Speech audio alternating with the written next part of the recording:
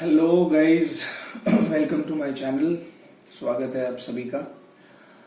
हम लोगों ने जो सीरीज शुरू की है फ्लाइट मैकेनिक्स, उसका ये थर्ड लेक्चर है। इससे पहले हम लोग कुछ टॉपिक्स देख चुके हैं, कुछ ऑल्टीट्यूड्स देख चुके हैं।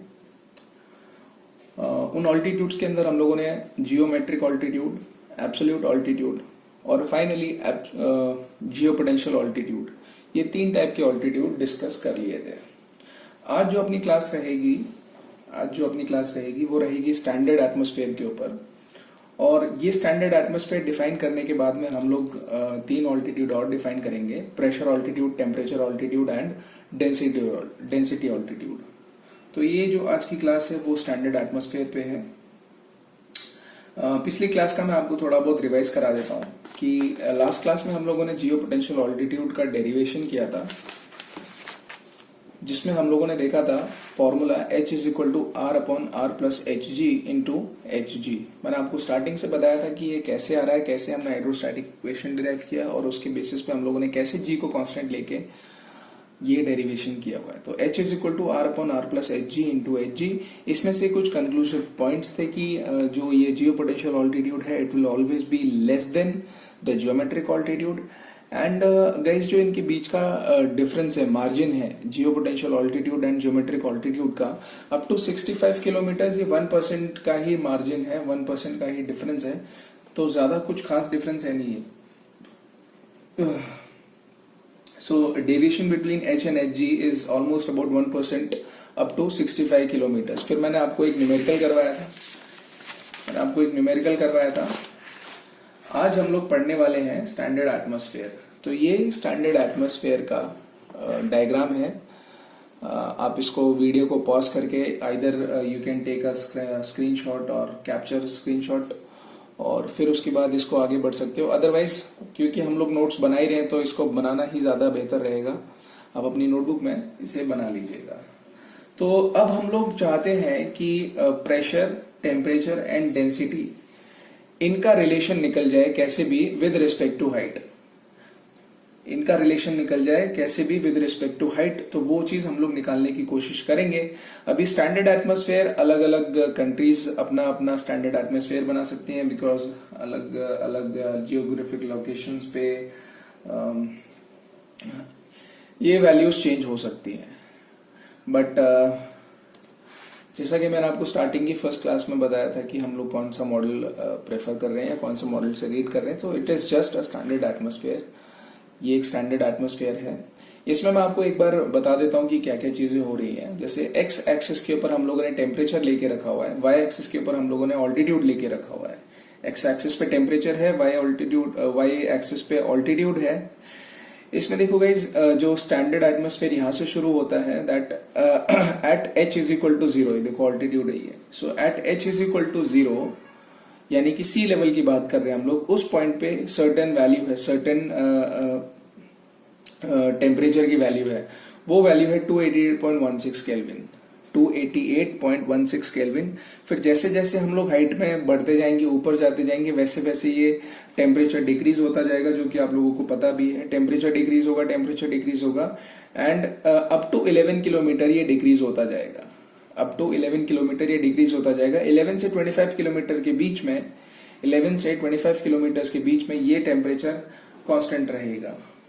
सो ये जो लाइन, जो स्ट्रेट लाइन आपको दिख रही है, ये वाली line, vertical line, this line is known as isothermal region. इसको बोलते हैं हम लोग आइसोथर्मल रीजन। ये आइसोथर्मल रीजन है जहां पर टेम्परेचर कांस्टेंट रहता है।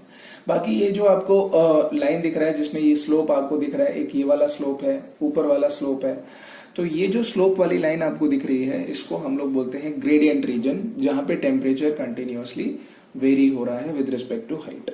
तो आपको यहाँ पे डायग्राम पढ़ना मैंने सिखाया है अभी कि किस तरीके से हम लोग इस डायग्राम को पढ़ सकते हैं।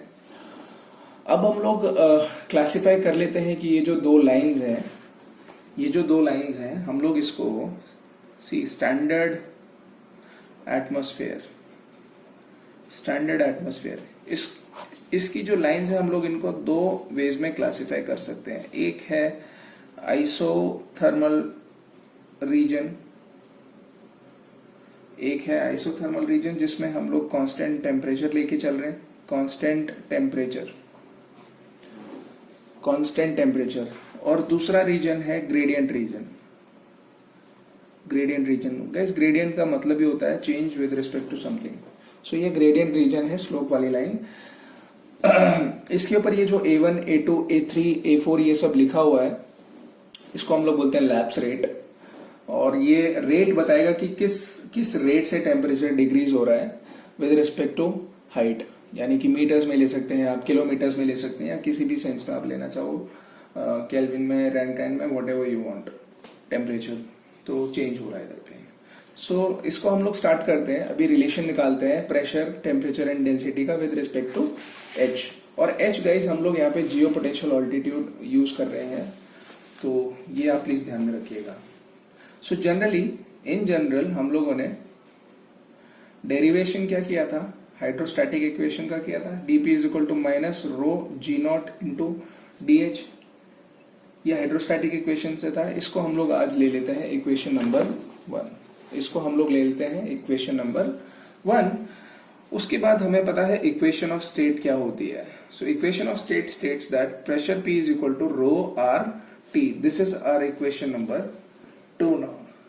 अब अगर हम लोग डिवाइड करते हैं इक्वेशन, अगर हम लोग डिवाइड करते हैं इक्वेशन 1 को 2 से, so dividing equation 1 by 2, what we get here is dp by p is equal to minus rho g naught dh divided by rho r t।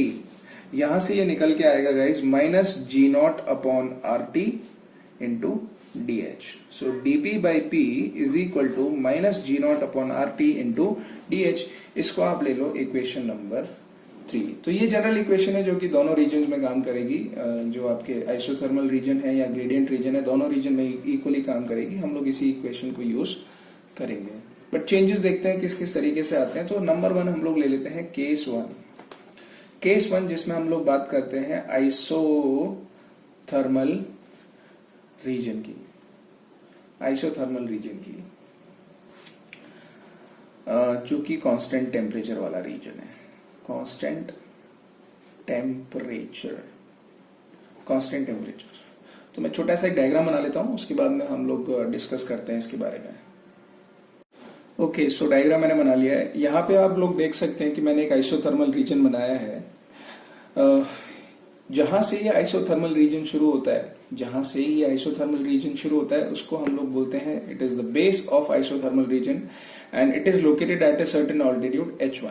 Let's suppose it is located at a certain altitude h1 and उसके corresponding में जो properties हैं they are T1 which is temperature, P1 pressure and ρ1 density। तो ये h1 के corresponding में physical properties आपके सामने हैं। उसके बाद में at a certain altitude हम लोग थोड़ा सा ऊपर बढ़े तो altitude बन गया h1 से हो गया h, and उस location पे जो physical properties हैं they are T, P and ρ। T, P and ρ, this is known as an isothermal layer जहां पे टेम्परेचर कांस्टेंट हो रहा है।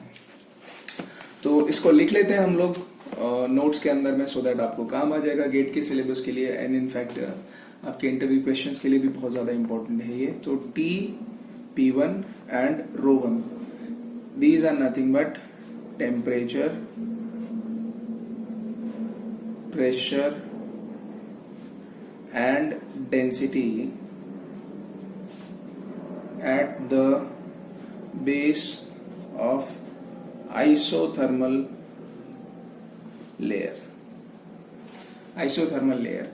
H1 is the geopotential altitude at the base. H1 is the geopotential altitude at the base, and also T, P and ρ, they are temperature, again temperature, pressure and density at altitude h above h1. So ये जो T, P, ρ है, this is temperature, pressure, density at altitude h which is above h1. Now what we have to do is we have to obtain pressure as a function of h. We have to obtain pressure as a function of h. इसको हम लोग अभी निकालने की कोशिश करते हैं। तो इसको डिराइव करते हैं फटाफट हम लोग विदाउट वेस्टिंग टाइम। यहाँ पे देखो guys, from equation number 3 we can say that dp by p is equal to minus g naught upon rt into dh। अब इस इक्वेशन को हम इंटीग्रेट कर लेते हैं, integrate between h1 and h, integrate between h1 and h, और limits जो pressure वाली साइड है उसकी लिमिट्स हो जाएंगी p1 से p तक, और राइट साइड वाली जो साइड है उसकी लिमिट्स हो जाएंगी h1 से h तक। तो मैंने इसको इंटीग्रेट किया, dp by p from p1 to p is equal to integration minus g naught upon rt into dh, और ये हो जाएगा h1 से h के बीच में, ये हो जाएगा h1 से h के बीच में। नाउ सिंस ये जो टेम्परेचर है वो कांस्टेंट है, this t is constant, g not is constant, r is constant, तो इसको हम लोग इंटीग्रेशन के बाहर निकाल सकते हैं। क्या आएगा यहाँ पे, माइनस जी नॉट अपॉन आर टी बाहर आ चुका है, अंदर बच गया सिर्फ dh, h1 से h के बीच में। लेफ्ट साइड में गाइस देखो यहाँ पे अपने पास में है dp by p, p1 to p। अब इसका जब हम लोग इंटीग्रेशन करेंगे, देखो लेफ्ट साइड वाली जो इक्वेशन है उसका इंटीग्रेशन करने पे आएगा आपको log p, भाई 1 अपॉन x का इंटीग्रेशन होता है log x, तो यहाँ पे जो 1 अपॉन p है dp, इसका इंटीग्रेशन आ जाएगा log p। तो मैं इसका इंटीग्रेशन करके लिख देता हूं आपके सामने, log p from p1 to p is equal to minus ji naught upon R T, और dh का इंटीग्रेशन सिंपली होता है h, यानी कि dx का इंटीग्रेशन सिंपली अगर होता है x तो dh का इंटीग्रेशन हो गया h, और वहां से हमारे पास में ये निकल के आया h। इसकी लिमिट्स होंगी h1 से h के बीच में। अब अपने को करना कुछ नहीं है, सिर्फ अपर लिमिट और लोअर लिमिट को सब्स्टिट्यूट कर देना है। तो यहाँ पे बन जाएगा, देखो एक बार में हम लोग लगाएंगे upper limit, so ln p, upper limit मैंने सब्स्टिट्यूट किया p की जगह पे, ln p minus ln p1, ln p minus ln p1 which is equal to minus ji naught upon R T, यहाँ पे आ जाएगा h minus h1, h minus h1। So guys आप लोगों को लॉग की एक प्रॉपर्टी पता होगी कि that log m minus log n is nothing but log m upon n। मैं वो वाली प्रॉपर्टी यहाँ पे यूज कर रहा हूं, और यहां से अपने पास निकल के आएगा log p by p1 is equal to minus ji naught upon R T h minus h1। फिर ये जो p बाई p1 है, इसको अगर मैं अलग से निकालूंगा तो राइट साइड में इक्वेशन में चला जाएगा, e टू द पावर में सारी चीजें जो राइट साइड वाली चीजें हैं जो भी आपको दिख रहा है ये e की पावर में चला जाएगा। तो यहाँ पे आपको निकल जाएगा p by p1 is equal to e to the power minus ji naught upon R T h minus h1। ये है आपका equation number 4। This is our equation number 4 and this is relating the altitude h with respect to the pressure, with respect to the pressure। ये हमें pressure का relation दे रहा है h के साथ में। चलो तो हम लोग इसी आइसोथर्मल, ये आइसोथर्मल रीजन के लिए है, प्लीज ध्यान रखना इस चीज का, अदरवाइज आप लोग गलत फॉर्मूला लगा के कहीं पर गड़बड़ ना कर दो। सो ये रिलेशन सिर्फ और सिर्फ प्रेशर का है, सॉरी सिर्फ और सिर्फ आइसोथर्मल लेयर के लिए, आइसोथर्मल रीजन के लिए है। नाउ अब हम लोग निकाल लेते हैं रिलेशन बिटवीन डेंसिटी ऑल्सो। तो फ्रॉम वो कैसे निकलेगा, फ्रॉम इक्वेशन ऑफ स्टेट, वो इक्वेशन ऑफ स्टेट से निकलेगा। इक्वेशन ऑफ स्टेट से गाइस हम लोग एक चीज लिख सकते हैं that P is equal to rho R T and P1 is equal to rho 1 R T1, P1 is equal to rho 1 R T1। This is our equation number 5। So divide करेंगे दोनों equations को तो क्या निकल के आएगा, P by P1 is equal to rho T by rho 1 T1। But क्योंकि आप लोगों को पता है कि जो T है वो ही T1 के बराबर है, because we are talking about the isothermal region, so T1 is equal to T। So I can write this equation as P by P1 is equal to rho by rho 1, P by P1 is equal to rho by rho 1 since T is equal to T1 for isothermal region, for isothermal region. अब इसी चीज को हम लोग यहां से equation number 4 से उठा सकते हैं, बिकॉज हमें पता चल गया अभी P बाई P1 किसके बराबर है, रो बाई रो 1 के। तो जो इक्वेशन 4 है वही सेम इक्वेशन वैलिड होगी डेंसिटी के लिए भी। तो rho by rho 1 is equal to e to the power minus ji naught upon R T into delta h which is h minus h1। इसको आप लिख लो अभी इक्वेशन नंबर 6। इसको लिख लेते हैं हम लोग इक्वेशन नंबर 6। तो ये था आइसोथर्मल रीजन के लिए डेरिवेशन, जिसमें हम लोगों ने प्रेशर और डेंसिटी को as a function of altitude लिखा हुआ है। मैं बार बार रिपीट कर रहा हूं कि ये सिर्फ आइसोथर्मल रीजन के लिए है, अभी हम लोग ग्रेडियंट रीजन के लिए निकालने वाले हैं। तो हम लोग चलते हैं अभी केस 2 की तरफ। केस 2 जो कि अपने लिए है gradient region. Gradient region, gradient region. इसके अंदर गाइस देखो, ग्रेडियंट रीजन कुछ ऐसा बन रहा था। ग्राफ के अंदर हम लोगों ने देखा था, ग्राफ के अंदर हम लोगों ने देखा था कुछ ऐसा रीजन बन रहा था। ये इस तरीके से कर्व बन रही थी। So this is the gradient region line, यानी कि ग्रेडियंट लेयर है ये। This is the gradient layer, this is the gradient layer. ये एक सर्टेन ऑल्टीट्यूड है h1, जिसके करस्पॉन्डिंग प्रॉपर्टीज है अगेन T1, P1 एंड ρ1। इसको हम लोग बोलते हैं, ये जो लोकेशन है इसको हम लोग बोलते हैं this is the base of gradient region. This is the base of gradient region. This is the base of the gradient region and this is the end of the gradient region and also this is the base of isothermal region। ये जो ऊपर वाला point है। So anyways, अभी हम लोग थोड़ा सा और ऊपर बढ़ते हैं एक सर्टेन ऑल्टीट्यूड h की तरफ। वहां पे जो प्रॉपर्टीज हैं they are temperature, pressure and density, TP rho, TP rho, TP rho. So geometrically guys, geometrically इतनी बेसिक्स ज्योमेट्रिक तो सबको ही आती होगी। सो ज्योमेट्रिकली हमें दिख रहा है कि भाई ये तो एक स्ट्रेट लाइन है और स्ट्रेट लाइन की इक्वेशन के बेसिस पे हम लोग एक रिलेशन निकाल सकते हैं that T is equal to T1 plus alpha into alpha A ले लेते हैं इसको, AH minus H1, AH minus H1।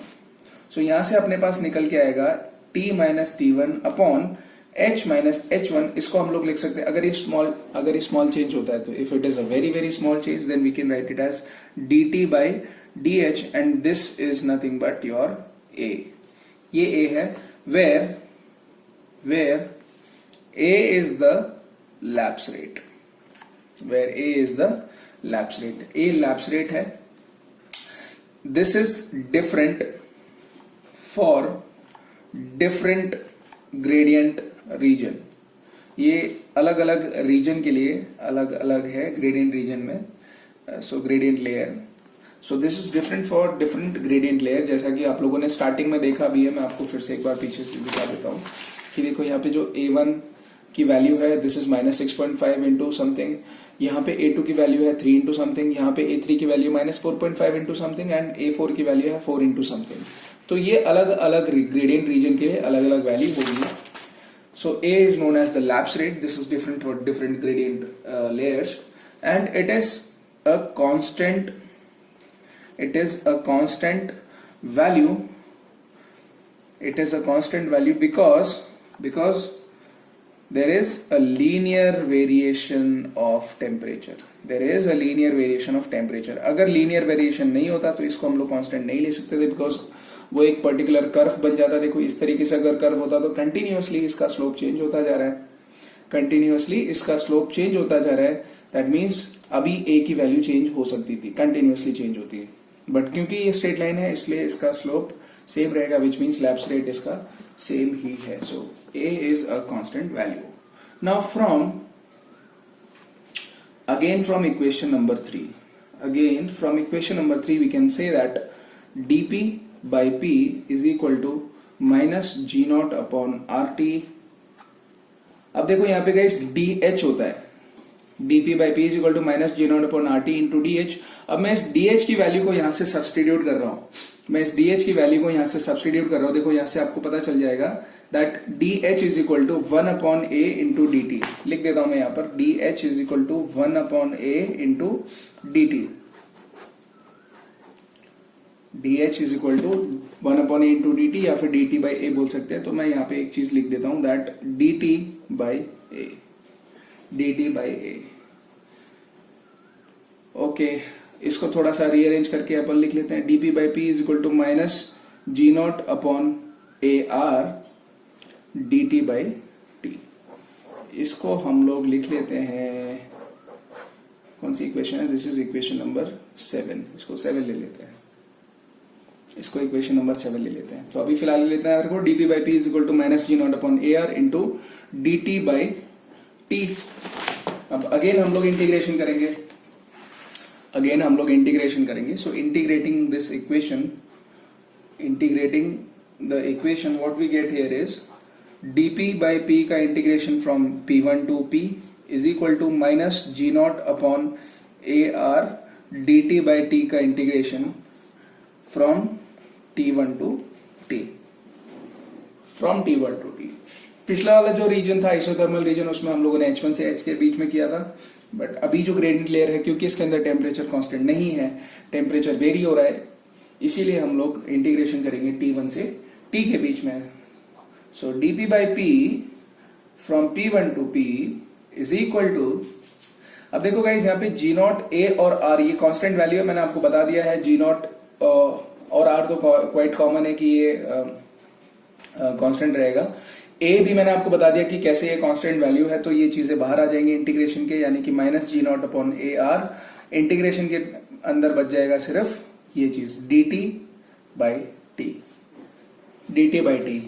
तो अब तो बहुत इजी हो गया, अब तो बहुत ज्यादा इजी हो गया। देखो यहाँ पे 1 अपॉन पी है, यहाँ पे 1 अपॉन टी है, इंटीग्रेशन करेंगे सिंपल, क्या आ जाएगा ln p कहां से कहां तक, p1 से p के बीच में, is equal to minus ji naught upon A R ln t बहुत ही अच्छी कंपनी है,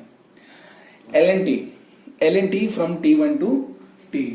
इसको गाइज अभी मैं थोड़ा खोल के नहीं लिख रहा हूं, मैं आपको डायरेक्टली लिख देता हूं यहाँ पे, क्योंकि हम लोग log p minus log p1 is equal to minus ji naught upon A R log t minus t1। इसकी जगह पे मैं डायरेक्टली एक चीज लिख देता हूं, that log p by p1, और ये मैं आपको पिछले डेरिवेशन में समझा चुका हूं। So ln p by p1 is equal to minus ji naught upon A R ln t by t1, ln t by t1। So ln p by p1 is equal to minus g naught upon ar ln t by t1। यहां से guys हम लोग एक चीज कर सकते हैं, log की पावर वाला फॉर्मूला हम लोग यूज कर सकते हैं। आपको याद होगा कि अगर हम लोग लेते हैं log x to the power n, यानी कि जो पावर n है फिर वो बाहर आ जाती है, बन जाता है n log x। तो इसी चीज को मैं यहाँ पे यूज कर रहा हूं। ये जो पर्टिकुलर चीज आपको दिख रही है, मुझे इसको पावर में डालना पड़ेगा, तो यहाँ पे बन जाएगा ln t बाई t1, और इसकी कंप्लीट पावर में ये चीजें चली जाएंगी, माइनस जी नॉट अपॉन ए आर। लेफ्ट साइड में बचा आपके पास ln p by p1। Again log की प्रॉपर्टी यूज करेंगे तो हमें यहाँ पे मिल जाएगा p by p1 is equal to t by t1 to the power minus ji naught upon A R. p by p1 is equal to t by t1 minus g naught upon ar। This is our equation number 8। This is our equation number 8। तो इस equation से हम लोगों को temperature as a function of altitude, pressure as a function of altitude मिल रहा है। सो देखो गाइस, इसके अंदर में हम लोग किस तरीके से इसको यूज कर सकते हैं। जैसे आप लोगों के पास ग्राफ था, जो स्टार्टिंग वाला ग्राफ है, स्टार्टिंग वाला जो डायग्राम है, फिगर है, उसके अंदर हमें टेम्परेचर का वेरिएशन मिल रहा था with respect to the altitude. H के साथ में हमें टेम्परेचर का रिलेशन या वेरिएशन मिल रहा था। इस वाली डेरिवेशन से, इस वाली इक्वेशन से हमें प्रेशर का वेरिएशन मिल रहा है with respect to temperature. But क्योंकि टेम्परेचर इनडायरेक्टली रिलेटेड है एच से, डायरेक्टली रिलेटेड है एच से, देयरफॉर प्रेशर इनडायरेक्टली रिलेशन हो गया इसका एच के साथ में। देयरफॉर इस इक्वेशन के बाद pressure is related with H. So pressure is a function of H from equation number 8। From equation number 8 ये चीज हम लोगों को पता चल रही है। अब ये था रिलेशन प्रेशर का। निकालते हम लोग वेरिएशन डेंसिटी से रिलेटेड। तो बुक के अंदर पता नहीं किस तरीके से क्या चीजें की हुई है, मैं आपको थोड़ा सा इलेबोरेट करके ये चीजें समझाने की कोशिश करता हूं। तो याद कीजिए, हम लोगों ने पिछली बार लिखा था इक्वेशन ऑफ स्टेट से, that P by P1 is equal to rho T divided by rho 1 T। P by P1 is equal to rho T divided by rho 1 T1। Therefore rho T divided by rho 1 T1। इस बार देखो हम लोग T और T1 को equal नहीं बोल सकते, because ये ग्रेडियंट रीजन है। इस बार ये इक्वल नहीं होंगे, तो इसको हमें रखना पड़ेगा। और डेंसिटी भी इक्वल नहीं होगी, रो बाय रो 1 भी अलग वैल्यूज होंगी। So rho by rho 1 T by T1 is equal to P by P1 है तो हम लोग उससे इक्वेशन 8 से यहाँ पे उठा लेते हैं। इक्वेशन 8 क्या है अपने लिए, T by T1 to the power minus ji naught upon A R, minus ji naught upon A R. ये इक्वेशन को ध्यान रखना गाइस, ये बहुत इंपॉर्टेंट इक्वेशन है। P by P1 is equal to rho T by rho one T1 is equal to T by T1 minus ji naught upon A R. अब इसमें से मैं अलग निकालने की कोशिश करूंगा रो बाय रो वन को। अब मैं इसमें से अलग निकालने की कोशिश करूंगा रो बाय रो वन को, तो क्या निकलेगा, rho by rho one is equal to guys यहाँ से जो T बाई T1 है वो दूसरी साइड चला जाएगा तो T1 बाई T बन जाएगा। T1 बाई T, यहाँ पे T बाई T1 है माइनस जी नॉट अपॉन ए आर। क्या sir T by T1 T1 T क्या कर रहे हो सर ये, लेकिन गाइस ये मैथमेटिक्स है, आपको समझनी पड़ेगी। अब देखो, जिनको मैथमेटिक्स का आइडिया है उन्हें पता है कि मैं T1 बाई T को T बाई T1 की पावर -1 लिख सकता हूँ। T बाई T1 की पावर -1 लिख सकता हूँ। यहाँ पे राइट साइड में अगेन अपने पास T by T1 minus ji naught upon A R है।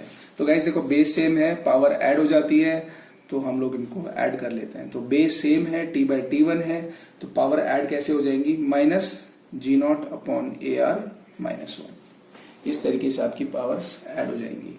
ये यहाँ पे रो बाय रो वन चल रहा है, रो बाय रो वन चल रहा है।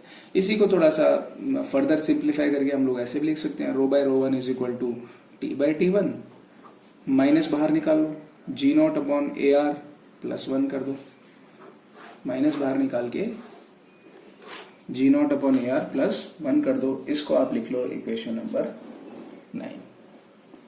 इसको आप लिख सकते हो इक्वेशन नंबर 9। और फर्दर सिंप्लीफिकेशन कर सकते हैं, और थोड़ा सा सिंप्लीफिकेशन कर सकते हैं। वो सिंप्लीफिकेशन हम लोग निकाल सकते हैं कि भाई टेम्परेचर का वेरिएशन, T बाई T1 को अलग निकालना है अगर हमें, तो भी हम लोग इस तरीके से कर सकते हैं। अभी मैं डिराइव करा देता हूँ आप लोगों को। उसके बाद में हम लोग एक और वेरिएशन निकाल सकते हैं इसी इक्वेशन का, कि डेंसिटी का विद रिस्पेक्ट टू प्रेशर के साथ में हम लोग एक रिलेशन निकाल सकते हैं। सो देखो किस तरीके से कर सकते हैं हम लोग। कैसे, देखो यहाँ पे रो बाय रो वन अगर हमें दिख रहा है T बाई T1 की बात है, तो यहाँ पे मैं एलसीएम ले लेता हूँ ऊपर वाली टर्म्स का। तो rho by rho one is equal to T by T1, LCM ले लेंगे तो क्या निकलेगा, माइनस तो बाहर था ही, G naught plus A R divided by A R, G naught plus A R divided by A R. यहां से गाइस T बाई T1 देखो क्या निकल के आता है, T by T1 is equal to rho by rho one, T by T1 is equal to rho by rho one is, इसके साथ में minus A R divided by ji naught plus A R. Simple सा mathematics है, कोई सा rocket science नहीं है इसके अंदर, सिंपल सा मैथमेटिक्स था। T by T1 is equal to rho by rho one to the power, इसकी जो चीज, ये जो राइट साइड में आपकी पावर है ये ऊपर नीचे हो जाती है। सो ए आर ऊपर चला जाएगा, जी नॉट प्लस ए आर नीचे आ जाएगा। वही चीज हम लोगों ने यहाँ पे करी है। तो T बाई T1 अगर आपको क्वेश्चन में गए, क्वेश्चन के बेसिस पे मैं आपको क्वेश्चंस भी करवाऊंगा इससे रिलेटेड, तो क्वेश्चन में हम लोग देखेंगे कि किस तरीके से हम लोग इनको यूज कर सकते हैं। तो T by T1 is equal to rho by rho one minus A R upon g naught plus a. Now substitute this in equation of state rho t by rho 1 t1 is equal to p by p1। यहां से मैं guys t by t1 को eliminate करना चाहता हूं। Basically मैं t by t1 को eliminate करके p by p1 और रो by रो 1 इनके बीच में एक रिलेशन फाइंड आउट करना चाहता हूं। तो क्या बनेगा मेरे पास यहाँ पे p by p1 is equal to rho by rho 1 into T by T1 की जगह पे ऊपर वाली वैल्यूज लिख लेते हैं, रो बाय रो 1 की power minus A R divided by g naught plus A R. ये है अपने पास। इसको फिर और सिंप्लीफाई कर सकते हैं हम लोग। कैसे बनेगा ये देखो, रो बाय रो 1 की पावर यहाँ पे 1 है, यहाँ पे रो बाय रो 1 की पावर ये है, बेस सेम है तो पावर ऐड हो जाएंगी। बनेगा क्या, रो बाय रो 1 की power 1 minus A R divided by ji naught plus A R, 1 minus A R divided by ji naught plus A R. इसको आप सिंप्लीफाई करो, P by P1 is equal to rho by rho 1,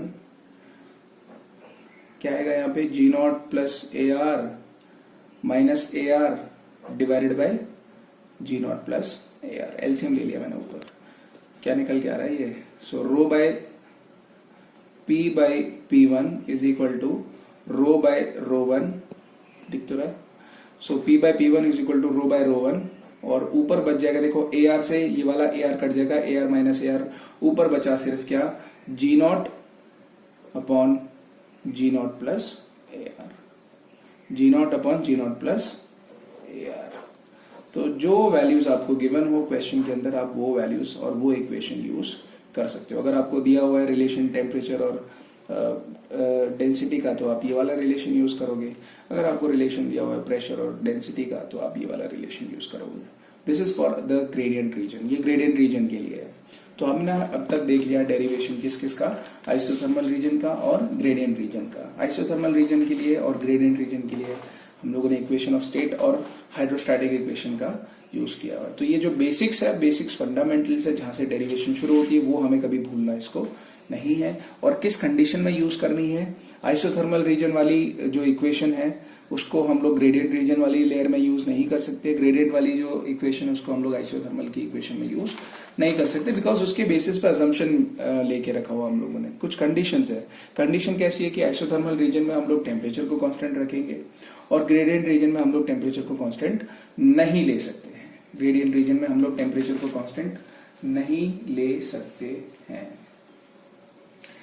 तो ये था standard atmosphere में relation pressure, density और temperature का with altitude h। Now with altitude h, now मैं आपको कुछ स्टैंडर्ड वैल्यूज दे देता हूं जो कि सी लेवल पे रहेंगी।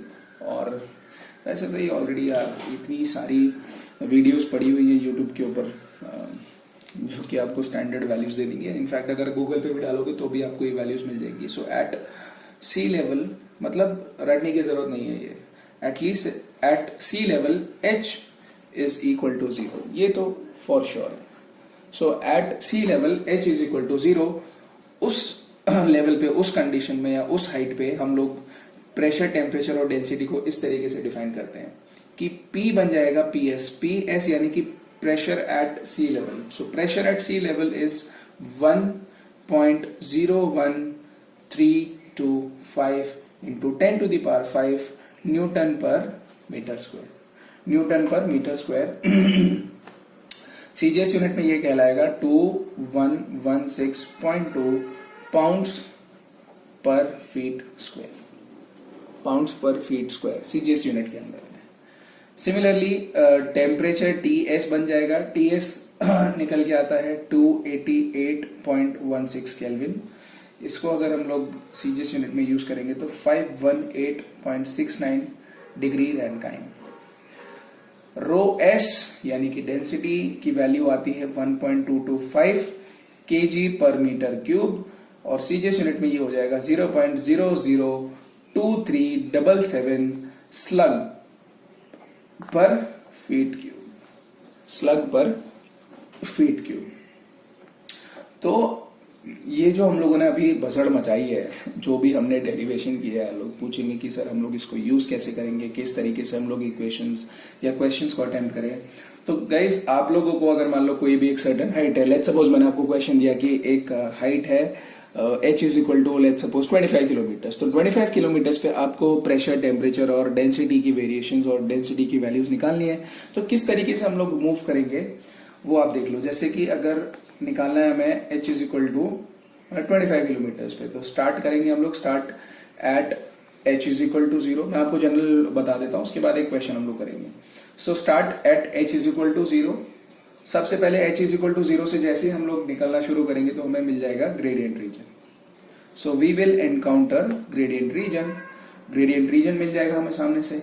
ग्रेडियंट रीजन से हमें जिस हाइट पे वैल्यूज निकालनी है, ग्रेडियंट रीजन से जिस हाइट पे हमें वैल्यूज निकालनी है, अगर वो ग्रेडियंट रीजन में है तो वहां तक जाएंगे, अगर अदरवाइज ग्रेडियंट रीजन की टॉप लेयर तक जाएंगे, यानी कि एंड तक जाएंगे। सो वहां तक जाइए, एच तक जाइए, वहां पे आप फाइंड आउट करो कि टी क्या है, फाइंड आउट करो टी क्या है। यूज क्या करना है अपने को, using T is equal to T1 plus a h minus H1 excuse me. Basically वहां पे आप लोगों को टी यानी कि टेम्परेचर पता होना चाहिए। सो टी को हम लोग निकाल सकते हैं, T is equal to T1 plus a into h minus H1। ये हम लोग बेसिकली यहां से भी निकाल सकते हैं, ग्राफ देख के भी हम लोग ये वैल्यू बता सकते हैं। तो टी अब आपके पास टी आ गया, ए आपके पास में गिवन रहेगा which is a given constant. अब आप रिलेशन निकालो, यूज P बाय P1, क्योंकि ग्रेडियंट रीजन है, ग्रेडियंट रीजन के अंदर में हम लोग रिलेशन क्या यूज कर रहे थे, T by T1 minus G0 upon AR, minus G0 upon AR to find the P। यहाँ पे गाइस देखो, ये जो P1 है बेसिकली ये सी लेवल वाला P1 बन जाएगा, यानी कि PS है ये। तो PS आपको पता है, T बाई T1 आपने निकाल लिया है, G0 पता है, A पता है, R पता है, तो आपको ये सारी वैल्यूज पता है, विच मीन्स आपको प्रेशर पता है एट H पता, H पता बोल रहा हूं। सिमिलरली जैसे ही आपके पास में प्रेशर मिल गया, उसके बाद आप डेंसिटी भी निकाल सकते हो। तो rho by rho one is equal to T by T1 की power minus G0 plus 1 upon AR, ऐसे कुछ था ना रिलेशन, यहां से आप निकाल सकते हो, डेंसिटी निकाल सकते हो। तो इस तरीके से आपको मूव करना है। अब उसके बाद में क्या होगा, अगर मान लो ग्रेडियंट रीजन खत्म होता है, जो ग्रेडियंट रीजन में प्रेशर और डेंसिटी और टेम्परेचर आपके पास बन रहा है, वही चीज बन जाएगी अभी आइसोथर्मल रीजन के लिए बेस लेयर। फिर वहां से आप रिलेशन यूज करोगे आइसोथर्मल वाली इक्वेशंस, और वहां से फिर आप निकालो प्रेशर, डेंसिटी और temperature, what ever it is. Temperature तो क्या वही रहेगा बिकॉज आइसोथर्मल रीजन है। तो चलो एक काम कर लेते हैं, क्वेश्चन लिख लेते हैं हम लोग, क्वेश्चन कर लेते हैं, क्वेश्चन से थोड़ा सा अपने को क्लियर हो जाएंगी ये चीजें। सो क्वेश्चन लिख लेते हैं। क्वेश्चन है calculate the standard atmospheric values of TP and rho at a geopotential altitude of 14 kilometres, 14 kilometre ले लेते हैं, 14 किलोमीटर्स। तो गाइस अब हमें पता है at H is equal to 14 kilometres, 14 kilometres पे जो टेम्परेचर है वो है 216.66 केल्विन। ये हम लोग ग्राफ देख के पता कर सकते हैं। तो 14 किलोमीटर पे अपने पास टेम्परेचर है 216.66 केल्विन। इसमें अभी दो रीजन है अपने पास, एक रीजन नंबर 1 ले लेते हैं जो स्टार्टिंग वाला रीजन है। At region number 1 H is equal to 0 and H is equal to 11। So H is equal to 0 से H इज इक्वल टू 11 के बीच में रीजन हम लोग ले लेते हैं which is the gradient region. इसके बीच में इक्वेशंस अलग अलग होंगी which is the gradient region. तो मैं ग्रेडियंट रीजन यहाँ पे लिख देता हूँ, ग्रेडियंट रीजन, ये किलोमीटर्स में है। So 0 kilometres to 11 kilometres. हमें यहाँ पे पता है A is equal to DT by DH, जो कि आएगा अपने पास में 216.66 माइनस 288.16, भाई ये T माइनस T1 है, ये डिवाइडेड बाई 11 माइनस 0। इसकी वैल्यू गाइस निकल के आती है माइनस 6.5 केल्विन पर किलोमीटर। ये A निकल के आता है यहाँ से माइनस 6.5 केल्विन पर किलोमीटर। अगर मैं मीटर्स में कन्वर्ट करूँ तो ये बन जाएगा माइनस 0.0065 केल्विन पर मीटर। ये इसको लिख लेते हैं इक्वेशन नंबर 1, इसको लिख लेते हैं हम लोग इक्वेशन नंबर 1। तो अभी आपके पास A आ चुका है। नाउ एट 11 किलोमीटर्स पे हम लोग प्रेशर की वैल्यू अगर निकालने की कोशिश करेंगे तो कुछ इस तरीके से रिलेशन यूज करना पड़ेगा। P by P1 is equal to T by T1 to the power minus G0 upon AR। वो आपको यहाँ पे सारी वैल्यूज पता है, मैं इसको इस तरीके से लिख सकता हूँ, P is equal to P1 times T by T1 minus G0 upon AR। बस वैल्यू सब्सटीट्यूट करो। P1 की वैल्यू 1.01325, वो स्टार्टिंग वाली PS वाली वैल्यू 1.01325, मैं इसको 1.01 ले लेता हूँ, into 10 to the power 5। Calculation easy हो जाएंगे अपने पास। T है अपने पास 216.66 केल्विन और T1 था अपने पास 288.16। बाकी माइनस G0 की वैल्यू हम लोग यूज कर रहे हैं 9.8। सो 9.8 डिवाइडेड बाय A की वैल्यू हम लोगों ने पीछे फाइंड आउट करी minus 0.0065 into R is 287। So therefore P की वैल्यू यहां से निकल के आएगी, अगर आप कैलकुलेट करोगे तो 2.26 into 10⁴ newton per metre square. ये आ गया आपके पास इक्वेशन नंबर 2। तो आपको प्रेशर पता चल गया। सिमिलरली आप डेंसिटी फाइंड आउट कर सकते हो। डेंसिटी के लिए क्या फॉर्मूला लगाएंगे? डेंसिटी के लिए rho is equal to rho one T/T1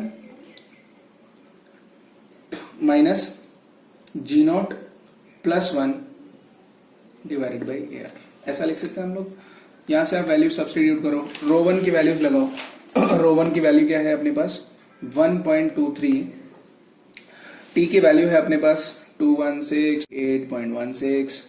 ये आ गया माइनस बाहर G0 यानी कि 9.8 डिवाइडेड बाई अगेन वही माइनस 0.0065 इंटू 287 प्लस 1। इसको जब आप सॉल्व करोगे गाइस तो आंसर आपके पास निकल के आएगा। रो की वैल्यू आपके पास निकल के आएगी, रो इज इक्वल टू 0.367 kg पर मीटर क्यूब।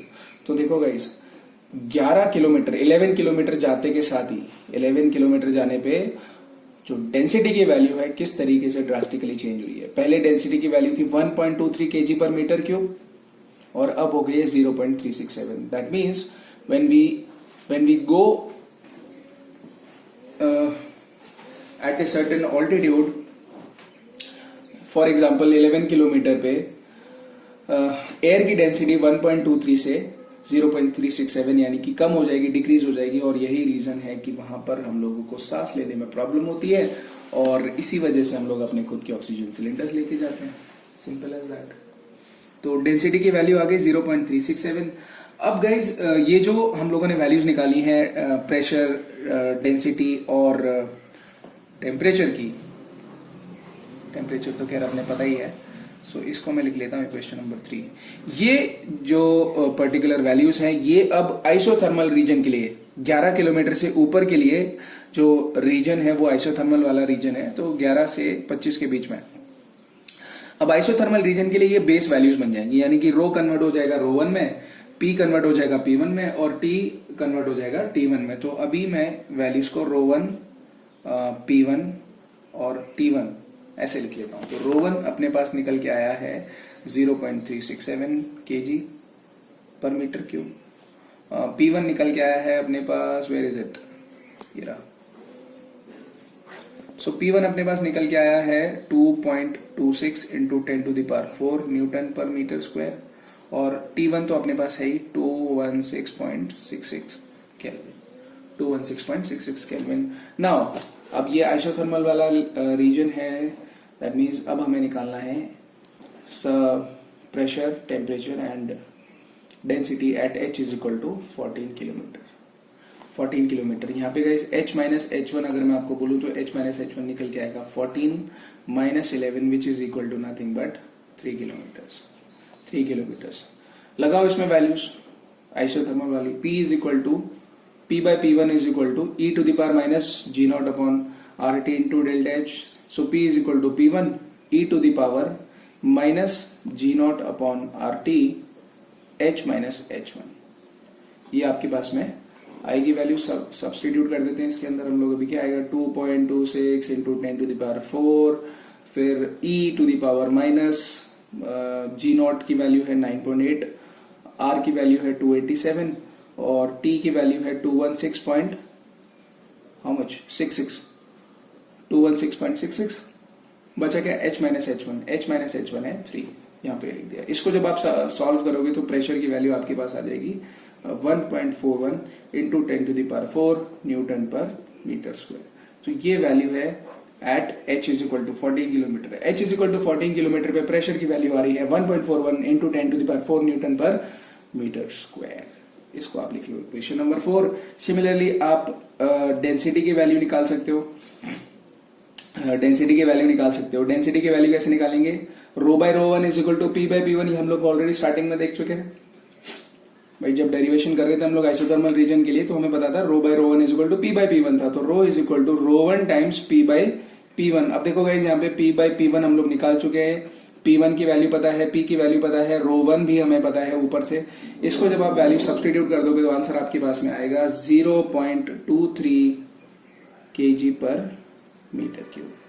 तो इस तरीके से आंसर अपने पास फाइनली आ रहा है 0.23 kg पर मीटर क्यूब। तो इस तरीके से हम लोग स्टैंडर्ड एटमॉस्फेयर में डेंसिटी, प्रेशर और टेम्परेचर ये सब चीजें निकाल सकते हैं। तो और क्या है, क्वेश्चन करवा दिया, ग्रेडियंट लेयर बता दी, आइसोथर्मल लेयर बता दी, स्टैंडर्ड एटमॉस्फेयर का डायग्राम बता दिया। चलो अभी हम लोग डिफाइन कर लेते हैं भाई। मेन मोटिव अपना ये स्टैंडर्ड एटमॉस्फेयर पढ़ने का तो ये था कि हम लोग कुछ मजेदार चीजें डिफाइन करना चाहते हैं। तो मेरा कैमरा है ना, मुझे बार बार यार इसको चेंज करना पड़ता है, लोकेशन, पोजीशन, एटसेट्रा एटसेट्रा। तो हमारा मेन मोटिव ये था, हम लोगों को देखो अब तक हम लोगों ने 3 ऑल्टीट्यूड डिफाइन कर लिए ना, ज्योमेट्रिक ऑल्टीट्यूड, एब्सोल्यूट ऑल्टीट्यूड और जियोपोटेंशियल ऑल्टीट्यूड। अब 4th ऑल्टीट्यूड हम लोग डिफाइन करना चाहते हैं, 5th डिफाइन करना चाहते हैं, 6th डिफाइन करना चाहते हैं।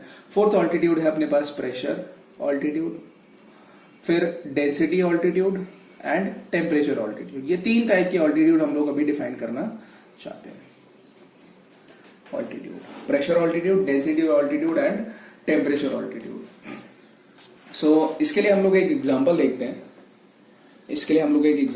हैं, समझने के लिए इसको कि क्या होता है pressure altitude. So let us suppose that an aircraft is flying eight some real geometric altitude।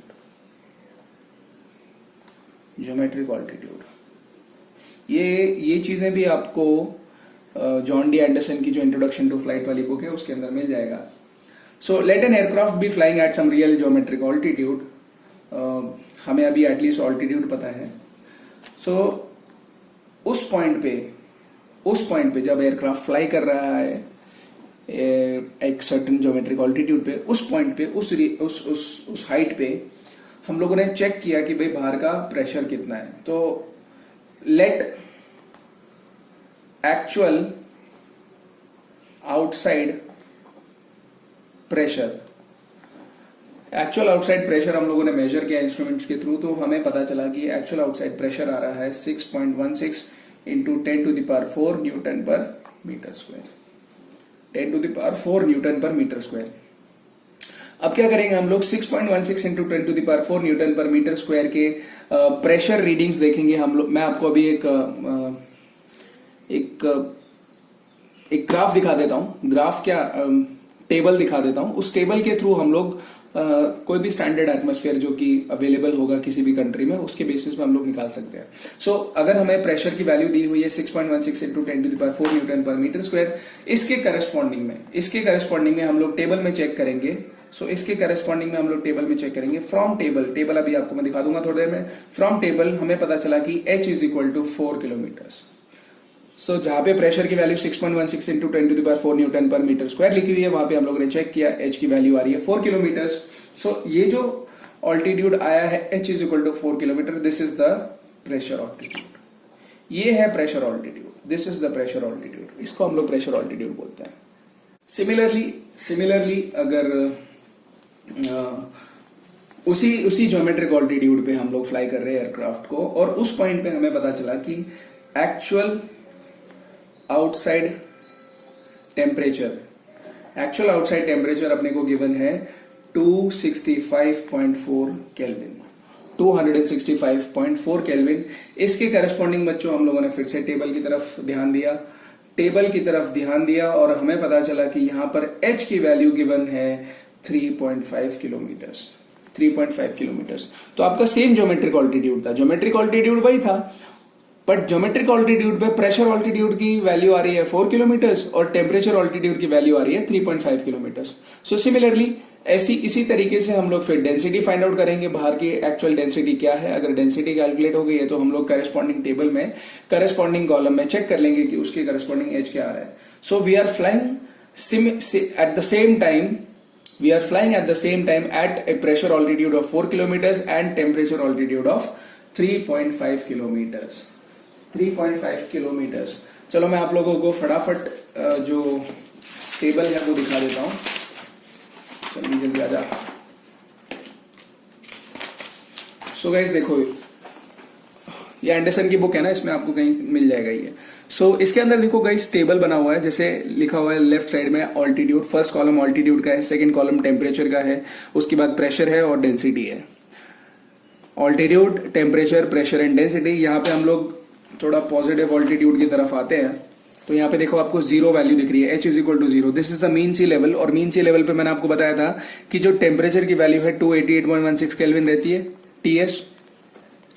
PS यानी कि प्रेशर की वैल्यू मैंने आपको बताई 1.01325 into 10 to the power 5 newton per metre square, ये भी मैंने आपको बताया। डेंसिटी की वैल्यू हम लोगों ने बताई 1.225 केजी पर मीटर क्यूब, राइट।